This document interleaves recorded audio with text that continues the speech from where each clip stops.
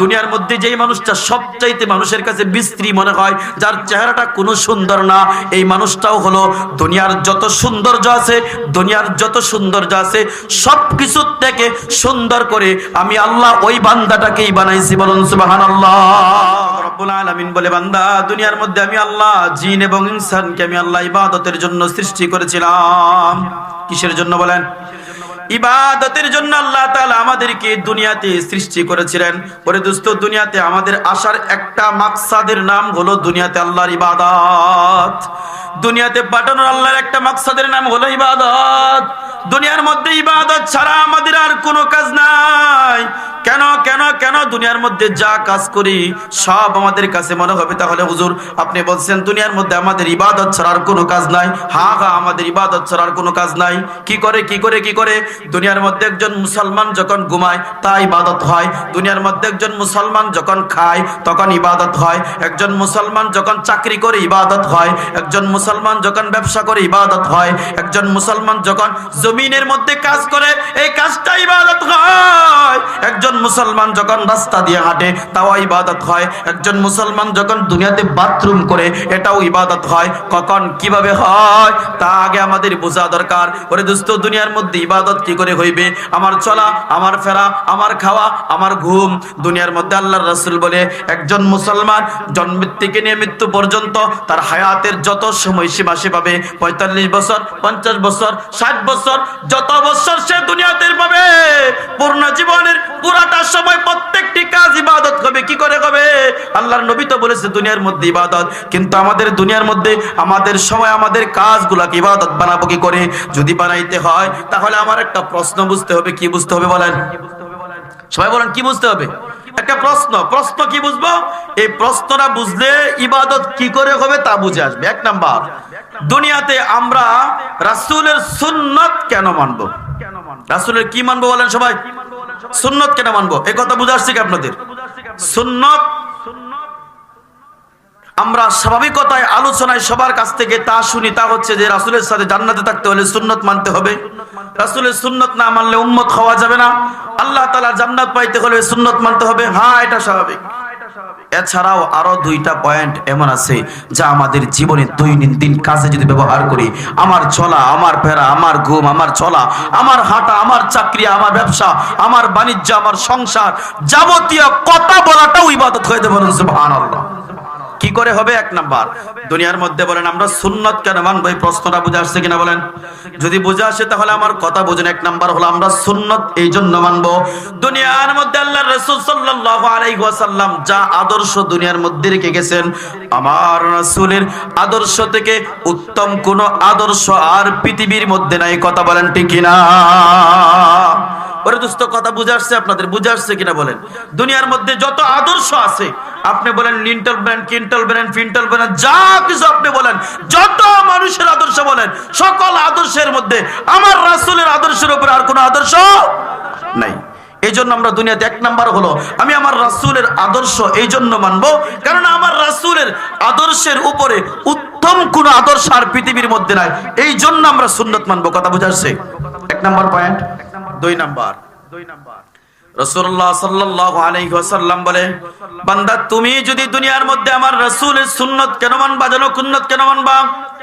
সুন্নাত তুমি এই জন্য মানবা, দুনিয়ার মধ্যে তোমার চলা, তোমার ফেরা, তোমার ঘুম সবকিছুকে কি করে তুমি ইবাদত বানাইবা। এই জন্য তুমি সুন্নাত মানবা। সুন্নাত আমরা এই জন্য মানবো, দুনিয়ার মধ্যে আমার জীবনের, আমার চলা, আমার ফেরা, আমার খাওয়া, আমার ঘুম, আমার সব কিছুকে ইবাদত বানানোর জন্য আমি সুন্নাত মানবো। কথা বলেন ঠিক কিনা? এবার ইবাদত হবে কি করে? রাসূলের হাদিস আগে শুনেন। আল্লাহর নবী সাল্লাল্লাহু আলাইহি ওয়াসাল্লামের একজন সাহাবী ছিল যার নাম ছিল সালমান ফারসি। সাহাবীর নাম কি বলেন? সবাই বলেন সাহাবীর নাম কি? সালমান ফারসি রাদিয়াল্লাহু তাআলা আনহু। তিনি রাস্তা দিয়ে হেঁটে যায়, কাফের বেদিন বেঈমানগুলো আল্লাহর নবীর সাহাবীকে তিরস্কার করে বলে, সালমান, দুনিয়ার মধ্যে তোমার নবী মুহাম্মদুর রাসূলুল্লাহ নাকি তোমাদেরকে বাথরুম কি করে করবা তা শিক্ষা দেয়? তুচ্ছ করার জন্য বলতেছে। সালমান ফারসি রাদিয়াল্লাহু তাআলা আনহু হিম্মতের সহিত বলেন, ও আল্লাহর বান্দারা শুন, দুনিয়ার মধ্যে আমাদের নবী শুধু বাথরুম কি করে করবে তা শিক্ষা দেয় না। আমাদের নবী বলে দুনিয়ার মধ্যে কোন একজন মুসলমান যদি মাথার মধ্যে একটা কাপড় রাখে, কি রাখে বলেন? মাথার মধ্যে একটা কাপড় রাখে, বাম পা দিয়ে প্রবেশ করে, আর যদি বান্দা দোয়া পাঠ করে ইস্তিনজা যায়, বান্দার সময় যেই সময় ইস্তিনজার মধ্যে কাটাইলো, ইস্তিনজা শেষ করার পর বান্দা যদি 3টা ঢিলা কুলুপ ব্যবহার করে, এরপর যদি বান্দা পানি ব্যবহার করে, আবার যদি বান্দা ডান পা দিয়ে বের হয়ে যায়, আবার যদি বান্দা দোয়া পাঠ করে, আল্লাহর নবী বলে শুন, দুনিয়ার মধ্যে মুসলমান এই বাথরুমের সময়টা যতটা সময় বাথরুমের মধ্যে ব্যয় করেছে, আল্লাহ তাআলা তার আমলনামায় ইবাদত হিসাবে গণ্য করে দিয়েছেন। বলুন সুবহানাল্লাহ। কি করলে? এখন বোঝা আসছে কিনা কেন সুন্নত মানবো? সুন্নত এই জন্য মানবো, দুনিয়ার মধ্যে আমার রাসূলের, আমার জীবনের প্রত্যেকটি কাজকে ইবাদত বানানোর জন্য। এখন আপনাদেরকে কিছু প্রশ্ন করি, বলুন দেখি দুনিয়ার মধ্যে ভাত কি করে খাইবো, এখানে আমার রাসূলের সুন্নত আছে কিনা নাই? আওয়াজ দিয়ে বলুন আছে কিনা নাই? আপনি দুনিয়ার মধ্যে ভাত কি করে খাইবেন, সেখানে আমার রাসূলের সুন্নত আছে। কোনো মানুষ যদি রাসূলের সুন্নত তরিকায় ভাত খায়, এই ভাত খাওয়াটা কি ইবাদত? কথা বলেন ঠিক না? দুনিয়ার মধ্যে কোনো একজন মানুষ, আমরা প্রতিদিন কাপড় পরিধান করি, কাপড় পরিধান করার সুন্নত আছে কিনা নাই বলেন? দুনিয়ার মধ্যে রাসূলের কাপড় কি করে পরিধান করবে, সেখানে আমার রাসূলের সুন্নত আছে।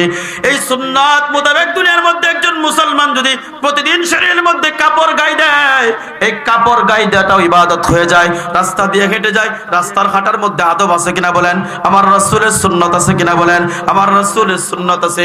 যদি কোনো মানুষ রাসূলের সুন্নত তরিকায় রাস্তা দিয়ে হেঁটে হেঁটে যায়, রাস্তা দিয়ে হাঁটাটাও ইবাদত হয়ে যায়। বান্দা যদি জমিনের মধ্যে কাজ করে, আমার রাসূলের সুন্নত আছে। আমার রাসূল জমিনের মধ্যে কাজ করেছে, রাখালগিরি করেছে, ছাগল ছড়িয়েছে, আমার রাসূল মানুষের বাড়িতে কাজ করেছে, সব করে উম্মতকে দেখাইয়া দিয়ে গেছে।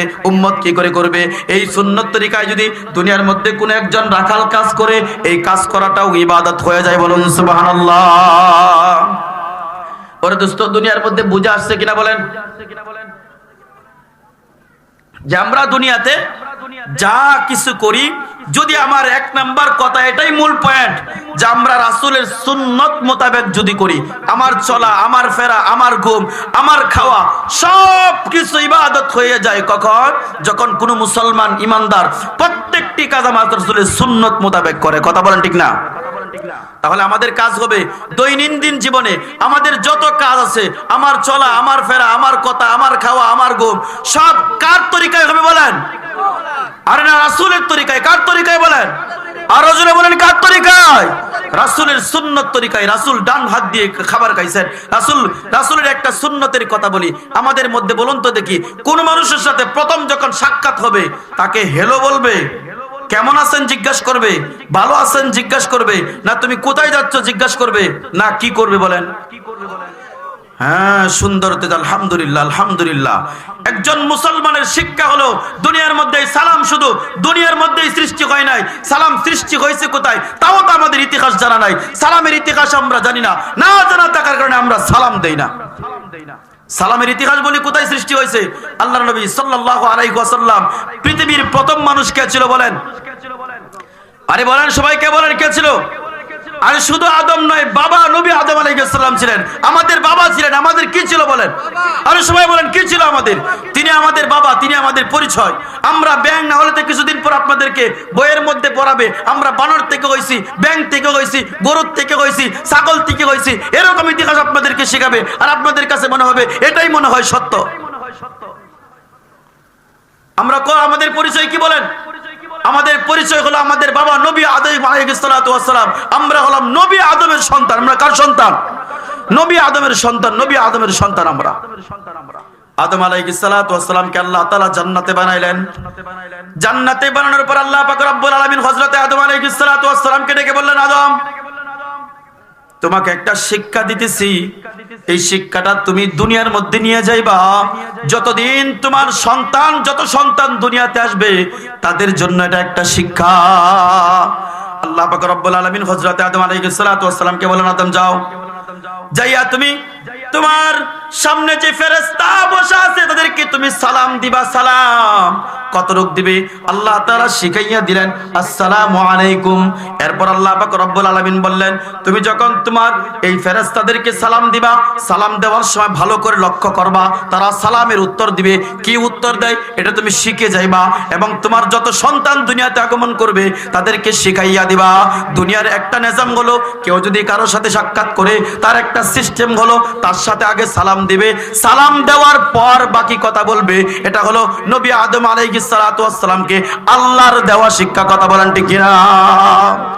এবার নবী আদম আলাইহিস সালাতু ওয়াস সালাম ফেরেশতাদের কাছে গেলেন, যাওয়ার পর গিয়ে বলেন, আসসালামু আলাইকুম।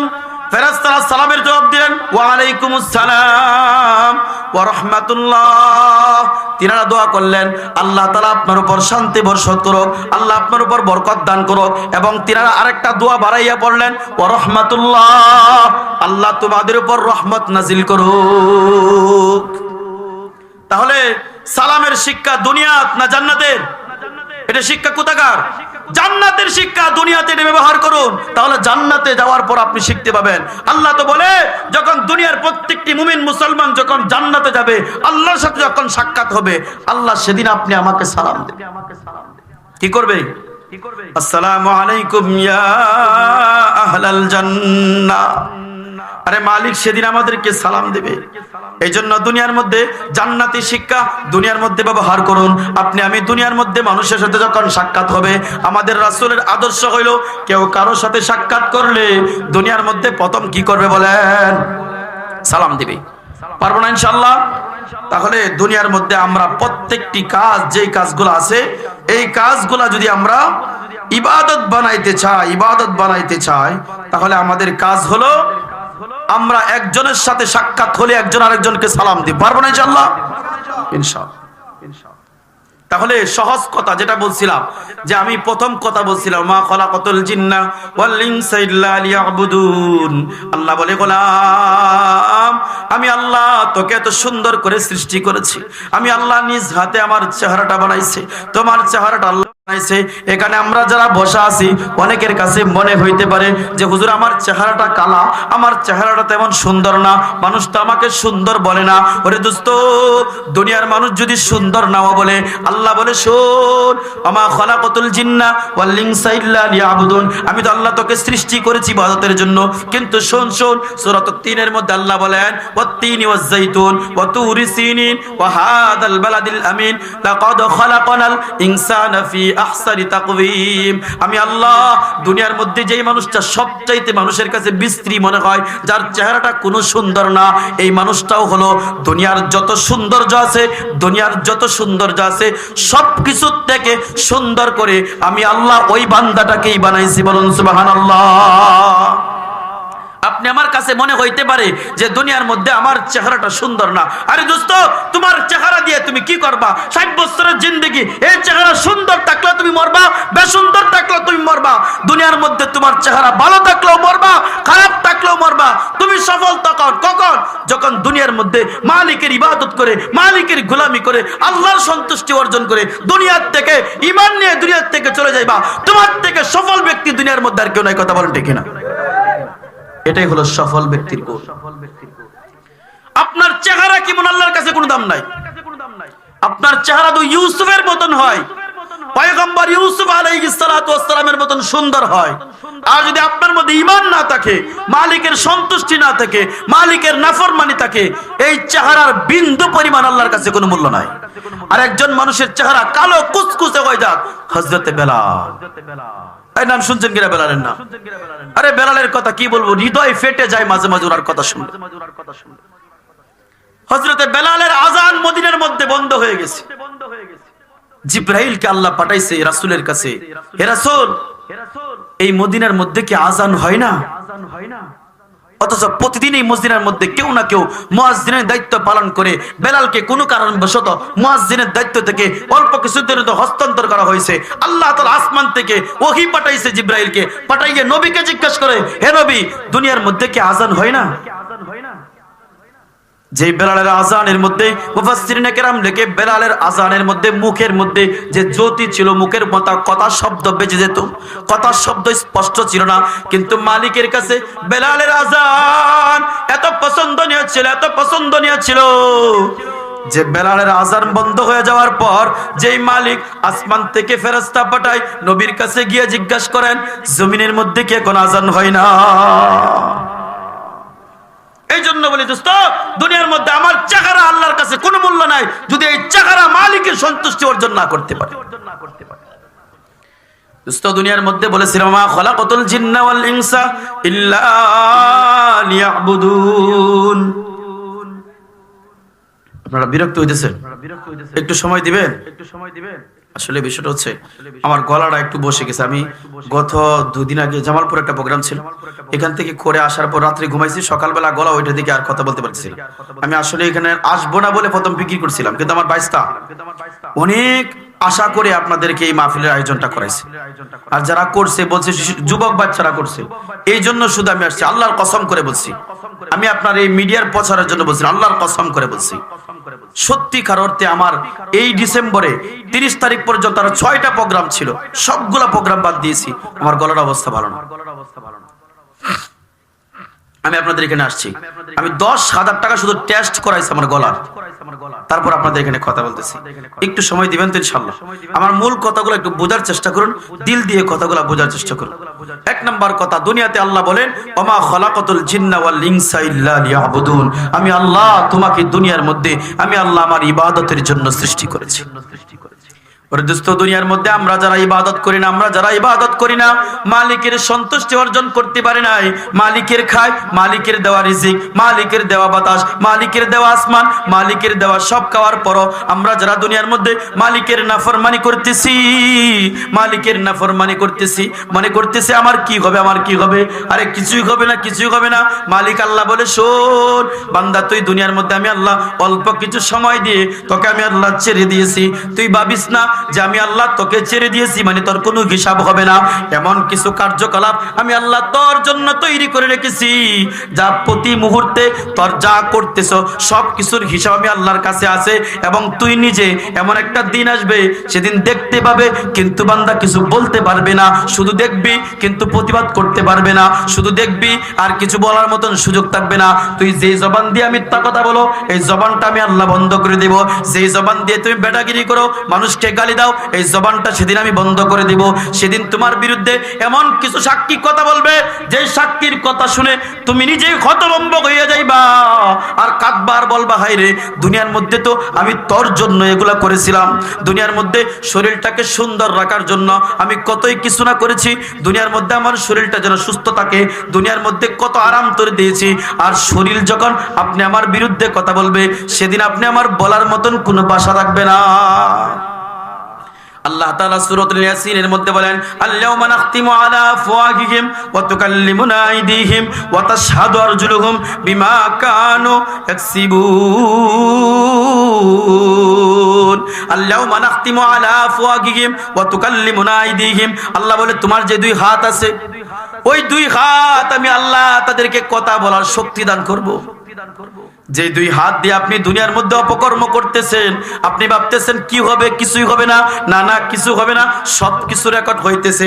সেদিন আপনার এই 2 হাত আল্লাহর কাছে বলবে মালিক আল্লাহ দুনিয়ার মধ্যে তোমার বান্দা এই হাত দ্বারা অমুক নাফরমানি কাজগুলা করেছিল, আল্লাহ তোমার বান্দা এই হাতের দ্বারা অমুকের গুনাহের কাজের মধ্যে গিয়েছিল, এই হাতের দ্বারা জমিনের মধ্যে এই নাফরমানিগুলা করেছিল। সেদিন যখন হাত সাক্ষী দিবে, বান্দা চিৎকার করবে আর বলবে হায়, দুনিয়ার মধ্যে এই হাতটা সুন্দর রাখার জন্য কেটে গেলে বারবার মুছে দিয়েছি, সেলাই করেছি, ঔষধ খেয়েছি, বাতের চামড়াটা ঠিক থাকার জন্য, শরীরটা সুস্থ থাকার জন্য, হাতটা ভালো থাকার জন্য, আজকে হাত আমার বিরুদ্ধে সাক্ষী দেয়। একটা কথা বলে গ্রামের ভাষায়, নিজের খেয়ে নিজের ঘরে কুড়াল মারে, নিজের খেয়ে নিজের ঘরে কুড়াল মারে। ওরে দোস্ত, সেদিন আপনার হাত আপনার বিরুদ্ধে সাক্ষী দিবে আপনি কি নাফরমানি করেছেন। আল্লাহুম্মা নাখতিমু আলা আফওয়াহিহিম ওয়া তুকাল্লিমুনা আইদিহিম ওয়া তাশহাদু আরজুলুহুম। আল্লাহ বলে এরপর আপনার পাগুলো আপনার সাক্ষী দিবে। আপনি দুনিয়ার মধ্যে কোথায় কোথায় হেঁটে গিয়েছেন, এই পা আপনার বিরুদ্ধে সাক্ষী দিবে। আপনি কোথায় দাঁড়াইয়া অন্যায় করেছেন, অন্ধকারে দাঁড়াইয়া অন্যায় করি মনে করে আমাদেরকে কেউ দেখে না, দুনিয়ার কেউ যেখানে দেখে না সেখানে আমার আল্লাহ দেখে কি দেখে না, সেখানেও আমার আল্লাহ দেখে। আল্লাহ বলে বান্দা তুমি যেই পা দিয়ে হাইটা হাইটা গুনাহ করছো, পা গুলা তোমার বিরুদ্ধে সাক্ষী দিবে। সেদিন তোমার এই জবানটা বন্ধ থাকবে, সেদিন তোমার পা তোমার বিরুদ্ধে বলবে ও দয়ার মালিক আল্লাহ, এই নাফরমান তোমার জমিনের মধ্যে দাঁড়াইয়া দাঁড়াইয়া অন্যায় করেছে, আমি পা তার বিরুদ্ধে সাক্ষী দিলাম। সাক্ষী কয়জন? প্রথম দুইজন, এক আপনার হাত, দুই আপনার পা। আপনার হাত এবং আপনার পা আপনার বিরুদ্ধে সাক্ষী দিবে। সেদিন আপনি আর পালাবেন কোথায়? পালানোর জায়গা তো থাকবে না। আরে দোস্ত, দুনিয়াতে তো বিচার কার্য উল্টা করা যায়। সেদিন মালিক তো এমন ইনসাফের বিচার করবে যে ইনসাফের বিচার মধ্যে একটু এদিক সেদিক হবে না। আল্লাহ পাক রব্বুল আলামিন কোরআনে কারীমের অন্য আয়াতের মধ্যে বলেন, হামিম সিজদার মধ্যে, হাত্তা ইদা মা জাউহা শাহিদা আলাইহিম সামউহুম ওয়া আবসারুহুম ওয়া জুলুদুহুম। সামউহুম, আল্লাহ তাআলা বলে আপনি আমার কান আছে না? কান আছে কিনা? কান দিয়া নাফরমানি করে আজকের যুবকেরা কানের মধ্যে হেডফোন লাগাইয়া অন্য পর পুরুষের সাথে পর মহিলার সাথে কথা বলে, কানের মধ্যে হেডফোন লাগাইয়া হারাম গান বাদ্য শুনে কথা বলেন, ঠিক কিনা? আল্লাহ বলে হাত্তা ইদা মা জাউহা শাহিদা আলাইহিম সামউহুম ওয়া আবসারুহুম। আল্লাহ বলে বান্দা শোন, তোর এই দুইটা কান সেদিন সাক্ষী দিবে তুই কি কি নাফরমানি করেছো, এই কান দ্বারা কি কি খারাপ কথা শুনেছো, কান দ্বারা কি কি খারাপ কথা শ্রবণ করেছো। আল্লাহ বলে সেদিন তোমার কানগুলা সেদিন তোমার বিরুদ্ধে সাক্ষী দিবে। সামউহুম ওয়া আবসারুহুম ওয়া জুলুদুহুম। আল্লাহ বলে বান্দা শুনে এখানেই তো শেষ নয়, তোর যে চামড়া দেখা যায়, চামড়া, শরীরের মধ্যে যে চামড়া দেখা যায়, আল্লাহ বলে চামড়া আপনি আমার বিরুদ্ধে সাক্ষী দেবে। আরো সাক্ষীর প্রয়োজন আছে না? আরো লাগবে সাক্ষী। দুনিয়ার মধ্যে আল্লাহ বলে সেদিন আপনার এই চামড়া আপনার বিরুদ্ধে সাক্ষী দিবে, কোথায় দাঁড়ায় আপনি নাফরমানি করেছেন। আর আপনি আমি ভাবি অন্যায় করি যখন, যে আমাদেরকে তো দুনিয়ার মধ্যে কেউ দেখে না, আমরা নাফরমানি করতেছি, কেউ দেখে না, কেউ দেখে না। আল্লাহ অন্যতায় বলেন সূরাতুজ জিলজালের মধ্যে বলেন, ইয়াউমা ইযিন তুহাদ্দিসু আখবারাহা। তুমি যে জমিনের মধ্যে দাঁড়াইয়া নাফরমানি করতেছো, এই জমিন তোমার বিরুদ্ধে সাক্ষী দেবে। আরো সাক্ষী দরকার। আপনি আমি যে নাফরমানি করতেছি, মনে করতেছি মালিকের গোলামি করতেছি না, কি হইতেছে? কিছুই হইতেছে না, সব লিখা হইতেছে, সাক্ষীরা সব লিখতেছে। এরপর আল্লাহ তাআলা অন্যতায় বলেন, ওয়া ইন্না আলাইকুম লাহাফিজিন কিরামান কাতিবিন ইয়ালামুনা মা তাফআলুন। আল্লাহ বলে বান্দা শুন, কিরামান কাতিবিন, দুইজন দুই কাদের মধ্যে সম্মানিত লেখক লেখা আছে, দুইজন ফেরেশতা আছে, সম্মানিত ফেরেশতা, যারা তোমার দুই কাদের মধ্যে বসা। এই দুইজন ফেরেশতা বসে বসে বান্দা তুমি কি করতেছো দুনিয়ার কেউ দেখে না, তারা সব লিখতেছে। কাল কিয়ামতের দিন তোমার সামনে হাজির করা হবে। বান্দা তাকাইয়া দেখ, রহিমপুরের মাটির মধ্যে অমুক জায়গার মধ্যে দাঁড়াইয়া অমুক কথা তুমি বলেছিলা, অমুক অন্যায় করেছিলা, অমুকের জন্য ভালো কাজ করেছিলা, মাহফিলের জন্য ভালো কাজ করেছিলা, দিনের জন্য ভালো কাজ করেছিলা, খারাপ কাজের জন্য এই খারাপ কাজটা তুমি করেছিলা। সেদিন আল্লাহ পাক রব্বুল আলামিন বলে আপনি আমার সামনে মালিক আল্লাহ তার একটা কিতাব দাঁড় করবে, যেই কিতাবের মধ্যে আপনার বাল্যকাল থেকে নিয়ে মৃত্যু পর্যন্ত আপনি যা করেছেন প্রত্যেকটি সেকেন্ডের প্রত্যেকটি কর্ম সেখানে লেখা থাকবে, এবং ফেরেশতারা আপনার সামনে তা উপস্থাপন করবে। আর দরকার শাস্তি দেওয়ার জন্য আল্লাহ নিজে বলে, ও নাফরমান দুনিয়ার মধ্যে শোন, আমি আল্লাহ তুই যখন নাফরমানি করস, আমি আল্লাহ তোর দিকে তাকাইয়া থাকি, তাকাইয়া থাকি, তাকাইয়া থাকি, আমি আল্লাহ দেখি, আমি আল্লাহ দেখি। দুনিয়ার মধ্যে কোন একজন মানুষ যখন মালিকের নাফরমানি করে, আল্লাহ দেখে কি দেখে না? আল্লাহ দেখে না। শুধু আল্লাহ বলে তোর এই যে সার গারের রগটা আছে, এর থেকেও আমি আল্লাহ তোর কাছে। তাহলে আল্লাহ দেখে কি দেখে না? দুনিয়ার মানুষ হয়তো দেখে না। আমরা দুনিয়ার মধ্যে কত বুকা চিন্তা করে দেখেন, আমাদের থেকে বুকা দুনিয়ার মধ্যে আসলেই কেউ নাই।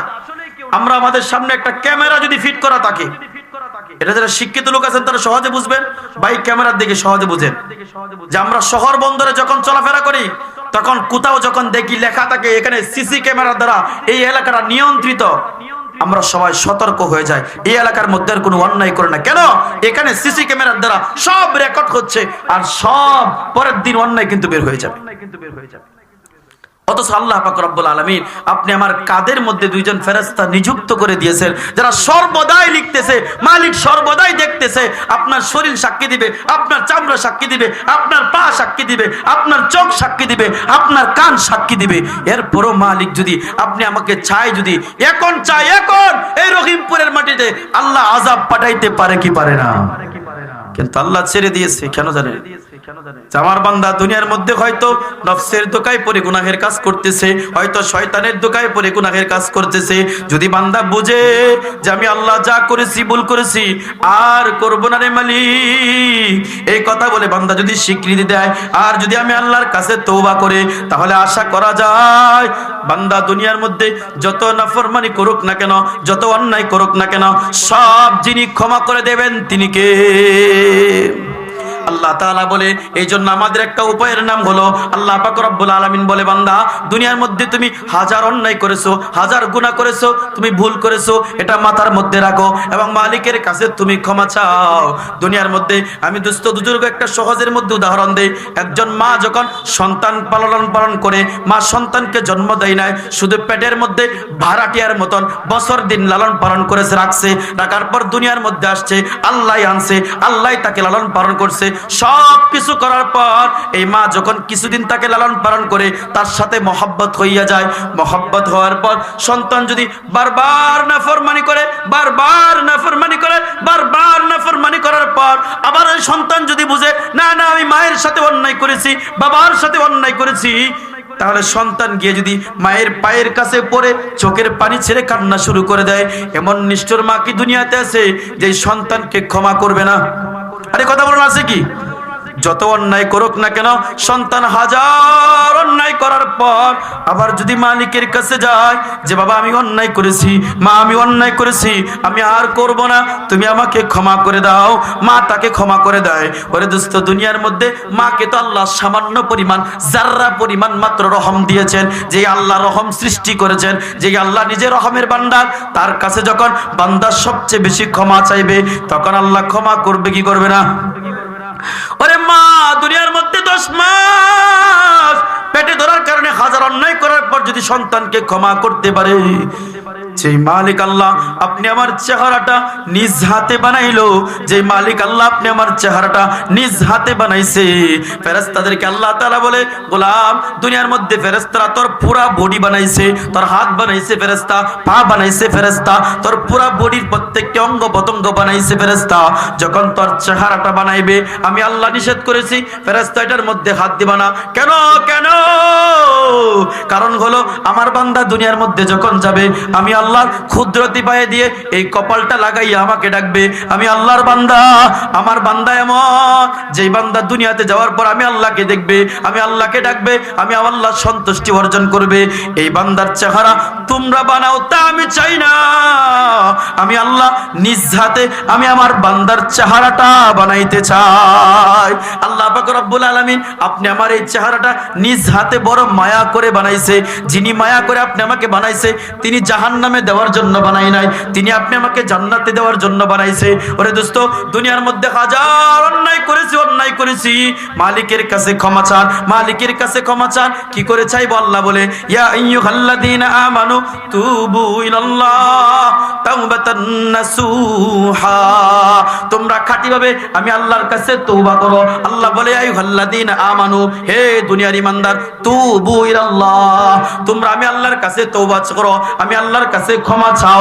তুবু ইলাল্লাহ তাওবাতান নাসুহা, তোমরা খাঁটি তওবা করো, খাঁটি তওবা করো, অন্তর থেকে তওবা করো। খাঁটি তওবা কেমন হবে? খাঁটি তওবা করতে হলে এই প্রতিজ্ঞা করতে হবে, ও দয়ার মালিক আল্লাহ, যত অন্যায় দুনিয়ার মধ্যে করেছি, আমার থেকে বড় নাফরমান কেউ নাই, আমার থেকে বড় গুনাহগার কেউ নাই, আমার থেকে বড় নাফরমান কেউ নাই। আল্লাহ তোমার থেকে বড় দয়ালু কেউ নাই। সবাই বলে একবার, আল্লাহ তোমার থেকে বড় দয়ালু আর কেউ নাই। আল্লাহর কাছে ক্ষমা চাইবো, যখন চাইবো তখন মনে করব আমার থেকে বড় নাফরমান কেউ নাই। সবচাইতে নিজেকে ছোট করব এবং নিজেকে বড় আসামি বলে দাঁড় করাবো এবং আর গুনাহ করব না। যা করেছিলাম ভুল করেছি আর করব না বলে প্রতিজ্ঞা করব। এরকম ভাবে যদি দুনিয়ার মধ্যে আপনি তওবা করেন, আপনি যদি পাহাড় পরিমাণ অন্যায় করেন, পাহাড় পরিমাণ অন্যায় করেন, আপনি যদি সমুদ্রের ফেনা পরিমাণ অন্যায় করেন, তারপরেও যদি আপনি খাস দিলে আল্লাহর কাছে তওবা করেন, আল্লাহ সব গুনাহগুলা এই জমিনের মধ্যেই মাফ করে দিবে। আল্লাহ তাআলা কোরআনে কারীমের মধ্যে বলেন, কুল ইয়া ইবাদিয়াল্লাযীনা আসরাফু আলা আনফুসিহিম লা তাকনাতু মির রাহমাতিল্লাহ ইন্নাল্লাহ ইয়াগফিরুয যুনুবা জামিআ ইন্নাহু হুয়াল গফুরুর রহিম। আল্লাহ বলে, কুল ইয়া ইবাদিয়াল্লাযীনা আসরাফু ইবাদিয়াল্লাযীনা, আল্লাহ বলে, হে আমার বান্দা। আমরা কার বান্দা? আর যদি বলেন কার বান্দা? আমরা আল্লাহর বান্দা। আল্লাহ আমাদেরকে বান্দা বলে সম্বোধন করে, বলে কুল ইয়া ইবাদিয়াল্লাযীনা, হে আমার বান্দা, কুল ইয়া ইবাদিয়াল্লাযীনা আসরাফু আলা আনফুসিহিম, তুমি দুনিয়ার মধ্যে গুনাহ করে করে তোমার নফসের উপর তুমি জুলুম করেছো, রহমাতিল্লাহ, আমি আল্লাহর রহমত থেকে তুমি সইরা যাইও না। তুমি আমার আল্লাহর রহমত থেকে সইরা যাইও না, কারণ আমি আল্লাহর থেকে বড় দয়ালু আর কেউ নাই। কুল ইয়া ইবাদিয়াল্লাযীনা আসরাফু আলা আনফুসিহিম লা তাকনাতু মির রাহমাতিল্লাহ, আমি আল্লাহর রহমত থেকে সইরা যাইও না। কেন কেন? ইন্নাল্লাহা ইয়াগফিরুয যুনুবা জামিআ, আমি আল্লাহ ইয়াগফিরুয যুনুবা জামিআ ইন্নাহু হুয়াল গফুরুর রহিম, আমি আল্লাহ এমন দয়ালু, এমন দয়ালু। দুনিয়ার মধ্যে তুমি হাজার অন্যায় করেছো, যদি তওবা করো আমি আল্লাহ সব গুনাহ তোমার মাফ করে দিব। একটা ওয়াকিয়া শোনাবো কি? ছোট্ট কথা, ছোট্ট একটা ঘটনা। দুনিয়ার মধ্যে আল্লাহর নবী সাল্লাল্লাহু আলাইহি ওয়াসাল্লামের সাহাবী হযরত ওমর রাদিয়াল্লাহু তাআলা দরবারে তিনি রাস্তা দিয়ে হেঁটে যান, দেখেন রাস্তার পাশে বসে একজন যুবক চোখের পানি ছেড়ে হাউমাউ করে কান্না করতেছে। আল্লাহর নবীর সাহাবীর দিল তো বড় নরম, যুবকের চোখের পানি দেখে তিনিও হাউমাউ করে কান্না শুরু করে দিয়েছে। জিজ্ঞাসা করলো, যুবক, দুনিয়ার মধ্যে তুমি কি জন্য কান্না করতেছো? এবার বলে, ওমর, আমি দুনিয়ার মধ্যে এমন নাফরমানি করেছি, আমি আল্লাহর এমন নাফরমানি করেছি যে আমি বড় ভয় পাইতেছি আমার মালিক আল্লাহ হয়তো আমাকে আযাব দিবে, আমাকে বড় শাস্তি দিবে। আমি আল্লাহর আযাবের ভয় করতেছি, এই জন্য এখানে বসে কান্না করতেছি। হযরত ওমর বলে, বলো তুমি কি অন্যায় করেছো? আমি রাসূলের কাছে গিয়ে বলবো তোমার অন্যায় আল্লাহ ক্ষমা করে দিবে? বলবো না না, আমি এমন অন্যায় করেছি যেই অন্যায় হয়তো আমার আল্লাহ ক্ষমা করবে না। এবার ওমর রাদিয়াল্লাহু তাআলা আল্লাহর রাসূল সাল্লাল্লাহু আলাইহি ওয়াসাল্লামের দরবারে হাজির হলেন। রাসূলের দরবারে হাজির হয়ে চোখের পানি ছেড়ে কান্না। আল্লাহর নবী জিজ্ঞাসা করে, পয়গম্বর জিজ্ঞাসা করে, ওমর তুমি কি জন্য কান্না করতেছো, কি জন্য কান্না করতেছো? এবার ওমর রাদিয়াল্লাহু তাআলা বলে, হে রাসূল, আমি তো কান্না করতেছি, রাস্তার পাশে দেখে আসছি একজন যুবক গুনাহ করেছে, অন্যায় করেছে, নাফরমানি করেছে, এ আল্লাহর ভয়ে চোখের পানি ছেড়ে ছেড়ে কান্না করতেছে। তার কান্না দেখে আমি ওমরের কান্না আসছে, এই জন্য আমি কান্না করতেছি। ওরে দোস্ত, দুনিয়ার মধ্যে আমরা তো এমন নাফরমান হয়েছে, দুনিয়ার মধ্যে হাজারো অন্যায় করি, হাত তুলে মালিকের কাছে দোয়া করে আমরা হাসি, কিন্তু চোখ দিয়ে পানি বের হয় না। কেন কেন জানো? আমাদের হৃদয়টা গুনাহ করতে করতে পাথরের থেকে শক্ত হয়ে গেছে। অথচ আল্লাহর নবী বলেন, দুনিয়ার মধ্যে আল্লাহ তাআলার ভয়ে যে গাছপালা জমিনের মধ্যে দাঁড়াইয়া আছে, যে পাহাড়গুলো আপনি দেখতে পান, এই গাছপালা পাহাড় পর্বতগুলা মালিকের ভয়ে দাঁড়াইয়া চোখের পানি ছেড়ে ছেড়ে কান্না করে। রাসূলুল্লাহ সাল্লাল্লাহু আলাইহি ওয়াসাল্লামের কাছে যখন হযরত ওমর এই কথা বলেন, আল্লাহর নবী ডাক দিয়ে বলেন, ওমর, যুবককে ধরে নিয়ে আসো, যুবককে আমার কাছে নিয়ে আসো। আল্লাহর নবীর কাছে যুবককে নিয়ে আসা হলো। আল্লাহর নবী ডাক দিয়ে বলল, যুবক, বল দুনিয়ার মধ্যে তুই কি নাফরমানি করেছো যে এই গুনাহ আমার আল্লাহ ক্ষমা করবে না? বলল, হ্যাঁ, আমি অনেক বড় গুনাহ করেছি, আমি অনেক বড় নাফরমানি করেছি, যা আমার মালিক আল্লাহ এই গুনাহগুলো ক্ষমা করবে না।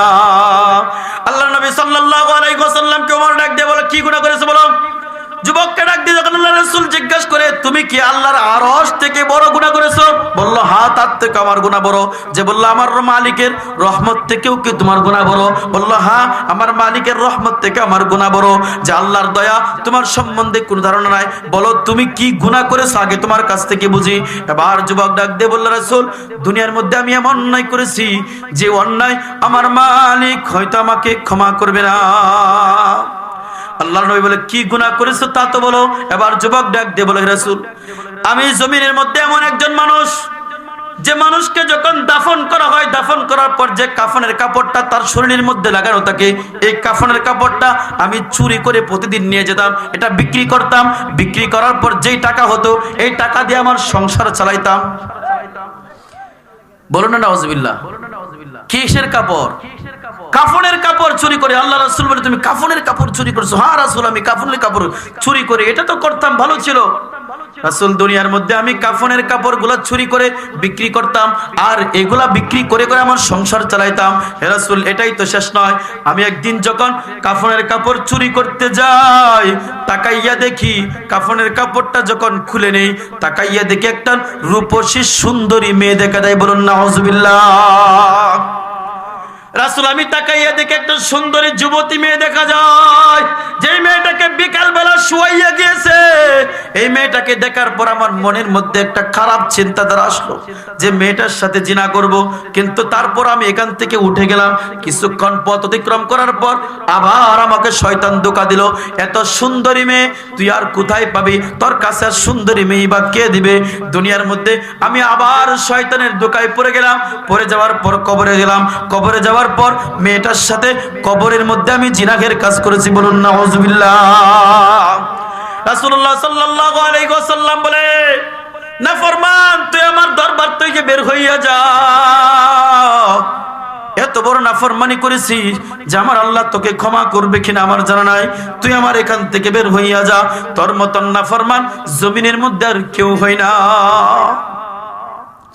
আল্লাহ রাসূল সাল্লাল্লাহু আলাইহি ওয়াসাল্লাম যখন যুবককে বের করে দিয়েছে, তিনি পাহাড়ের মাথায় গিয়ে দাঁড়াইয়াছে। পাহাড়ের মাথায় দাঁড়াইয়া কিতাবের মধ্যে লেখে তিনি 40 দিন পর্যন্ত কান্না করে পাহাড়ের মাথায় তাকে আর কান্না করে আর দয়ার মালিক আল্লাহকে ডাকে, ও দয়ার মালিক আল্লাহ,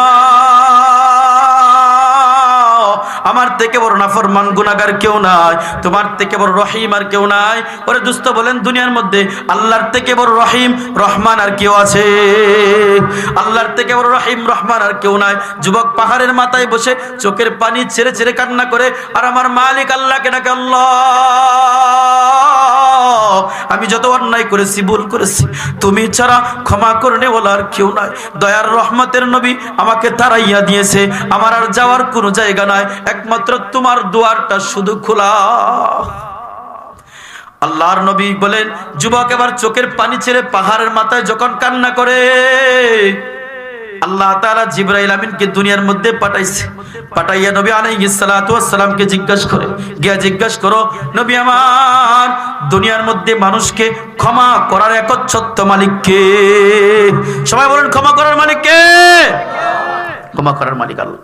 এবার নবী আলাইহিস সালাতু ওয়াস সালামকে জিজ্ঞাসা করো, নবী আমার বলেন দেখি দুনিয়ার মধ্যে রিজিকের মালিক কে? রিজিকের মালিক হল আল্লাহ। দুনিয়ার মধ্যে রিজিকের মালিক আল্লাহ, হায়াতের মালিক আল্লাহ। এবার নবীকে জিবরাইল জিজ্ঞাসা করেন, আপনি দুনিয়ার মধ্যে কাউকে ক্ষমা করবে, কাউকে ক্ষমা করবে না, কাকে আল্লাহ ক্ষমা করবে, কাকে ক্ষমা করবে না, একচ্ছত্ব ক্ষমতার মালিক কে? আপনি আমার নবী বলে আল্লাহ। তখন জিবরাইল আমিন বলে, আপনার কাছে আল্লাহ তাআলা সংবাদ পাঠিয়েছেন, দুনিয়ার মধ্যে আপনার কাছে যে যুবক হাজির হয়েছিল, আল্লাহ তাআলা তার তওবা কবুল করেছে এবং তাকে আল্লাহ তাআলা সব গুনাহগুলো আল্লাহ ক্ষমা করে দিয়েছে। দোস্ত, দুনিয়ার মধ্যে বলেছিলাম যে দুনিয়ার মধ্যে খাঁটি তওবা যদি কেউ করতে পারে, ইয়া আইয়ুহাল্লাযীনা আমানু তুবু ইলাল্লাহ তাওবাতান নাসুহা। দুনিয়ার মধ্যে তুবু ইলাল্লাহ, আল্লাহর কাছে যদি কেউ তওবা করে, খাঁটি তওবা, তাওবাতুন নাসুহা, খাঁটি তওবা যদি কেউ করে, আল্লাহ পাক রব্বুল আলামিন বান্দা দুনিয়াতে যত নাফরমানি করেছে, যত গুনাহ করেছে, আল্লাহ তাআলা সব গুনাহগুলো বান্দার ক্ষমা করে দেন। বলুন সুবহানাল্লাহ।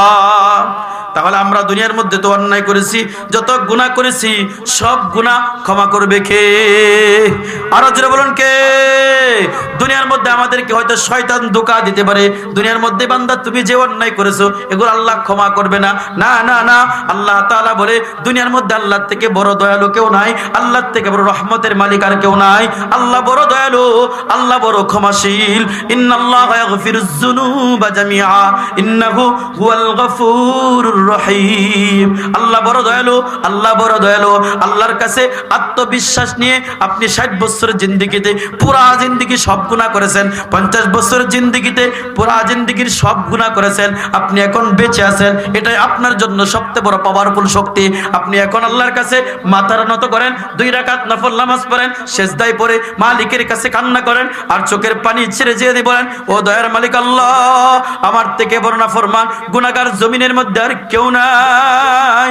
আপনি তওবা করেন, কাজ দিলে তওবা করেন, আর বলেন আল্লাহ যা করেছি করেছি আর করব না, যেগুলা করেছি ভুল করেছি আর ভুল করব না। নামাজ পড়ি নাই, অন্যায় করেছি, বেপরদায় চলেছি, অন্যায় করেছি, কাউকে গালি দিয়েছি, অন্যায় করেছি, কারো ক্ষতি করেছি, অন্যায় করেছি। ও দয়ার মালিক আল্লাহ, না বুঝে করেছি, নফসের দোকায় পড়ে করেছি, আর করব না, এই প্রতিজ্ঞা করে আল্লাহর কাছে ক্ষমা চাইব। আমরা সবাই বলি দুনিয়ার মধ্যে আমরা যা করেছি অন্যায় করেছি, সবাই বলেন আমরা যা করেছি সব অন্যায় করেছি, দয়ার মালিক আল্লাহ আমাদেরকে ক্ষমা করে দেন। সবাই বলেন আল্লাহ আমাদেরকে ক্ষমা করে দেন, আল্লাহ আমাদেরকে আপনি ক্ষমা করে দেন। তাহলে যদি আপনি খাঁটি দিলে তওবা করেন, আল্লাহ অবশ্যই অবশ্যই আপনি আমার জিন্দেগির সমস্ত গুনাহগুলো আল্লাহ ক্ষমা করে দিবে। শুধু ক্ষমা করবে না, শেষ কথা এটাই হলো শেষ কথা।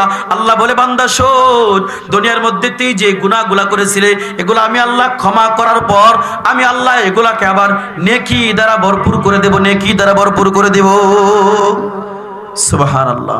আল্লাহ পাক রব্বুল আলামিন, আপনি আমার মূল কথাগুলো বুঝার আমি শেষ কথায় চলে আসছি। 1 নম্বর কথা বলেছিলাম, আল্লাহ আমাদেরকে কি জন্য সৃষ্টি করেছে? সবাই বলে কি জন্য সৃষ্টি করেছে? ইবাদতের জন্য সৃষ্টি করেছে। 2 নম্বর বলেছিলাম আমার জীবনের প্রত্যেকটি কাজ ইবাদত বানাবো কি করে? রাসূলের সুন্নত মোতাবেক কাজ করলে আমার চলা, আমার ফেরা, আমার ঘুম, আমার চলা, আমার হাঁটা, আমার ব্যবসা, আমার বাণিজ্য, আমার খেতি কামারের কাজ সব ইবাদত হবে। কি হবে? যখন প্রত্যেকটি কাজ আমি রাসূলের সুন্নত মোতাবেক করব, তখন প্রত্যেকটি কাজ ইবাদত হবে। আর ইবাদত যখন হবে, আমার জীবনের কোনো কাজে ইবাদত বিহীন থাকবে না। তাহলে মুসলমানের জন্ম থেকে মৃত্যু পর্যন্ত পুরা জিন্দেগির প্রত্যেকটি কাজ কি বলেন? ইবাদত। কথা বুঝে আসছে কি? শেষ কথা যে আমরা যারা হয়তো ইবাদত সঠিকভাবে করতে পারি নাই, ভুল করে ফেলেছি, তাহলে আমাদের করণীয় কি?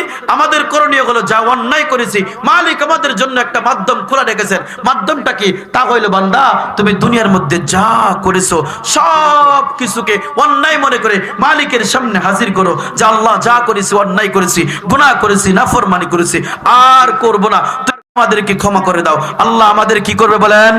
ক্ষমা করে দিবে ইনশাআল্লাহ। আমরা পারবো তো তওবা করতে ইনশাআল্লাহ? আমাদের জিন্দেগিতে তো গুনাহ আছে, আমরা এই কথা চিন্তা করব না কালকে তো তওবা করেছি, আজকে আবার তওবা করব। হ্যাঁ, প্রতিদিন তওবা করব, পারবো না ইনশাআল্লাহ? একটা আমল শিখায় দিয়ে শেষ করে দিচ্ছি। এই আমলটা হচ্ছে প্রতিদিন রাতের বেলা যখন বিছানায় শুইতে যাবেন, ডাইন কাত হয়ে শুইবেন, দোয়া পড়বেন, পড়ার পর এই কথা বলবেন, আল্লাহ আমার পেছনে কেউ যদি অন্যায় করে থাকে তাকেও আমি ক্ষমা করে দিলাম। আমি যদি কারো কাছে অন্যায় করে থাকি, আল্লাহ তোমার কাছে ক্ষমা চাই, সারাদিন যাও অন্যায় করেছি সব তুমি মাফ করে দাও। আল্লাহ 1 দিন 2 দিন 3 দিন 4 দিন 5 দিন 40 বছর পর্যন্ত প্রতিদিন যদি রাতের বেলা তওবা করি, একদিন যদি তওবা কবুল হয়ে যায়, আর কি গুনাহ থাকবে? আর থাকবে গুনাহ? সব গুনাহ মাফ হয়ে যাবে না? এজন্য সহজ একটা আমল হলো প্রতিদিন রাতের বেলা যখন ঘুমাইতে যাব ইস্তিগফার পড়ব, ডান কাত হয়ে শুইব, এই কথা মনে মনে চিন্তা করব, আল্লাহ আমার যদি কেউ ক্ষতি করে থাকে তাকে আমি মাফ করে দিলাম, আর তোমার কোন নাফরমানি করতে গেলে তুমি আমাকে মাফ করে দাও। পারবো না ইনশাআল্লাহ? খুব কঠিন কাজ না সহজ কাজ? শোয়ার সময় শুধু এই কথাগুলো বলবো। যদি 1 দিন 2 দিন 3 দিন 10 দিন 15 দিন যদি দিল থেকে কোনোদিন মালিকের সাথে সন্তুষ্ট হয়ে যায় যে আমার বান্দা বলছে আমার কাছে ভালো লাগছে, দা ক্ষমা করে দিলাম, আল্লাহ চাইলে পারে কি পারে না? আল্লাহ চাইলে পারে। তাহলে আমরা পারবো না ইনশাআল্লাহ? আমার আলোচ্য বিষয়ের শেষ কথা এটাই ছিল যে আমরা দুনিয়ার মধ্যে অন্যায় করে নাফরমানি করি, সব কিছুর জন্য কার কাছে তওবা করব? আল্লাহর কাছে তওবা করব। আল্লাহ আমাদেরকে ক্ষমা করে দিবেন। আল্লাহ তাআলা আমাদেরকে গুনাহমুক্ত একটা জিন্দেগি কামাই করে, জান্নাত কামাই করে, মালিকের সন্তুষ্টি অর্জন করে, ইবাদত গুজার বান্দা হয়ে এই দুনিয়া থেকে যাওয়ার সকলকে তৌফিক দান করুক। ওয়া আখির দাওয়ানা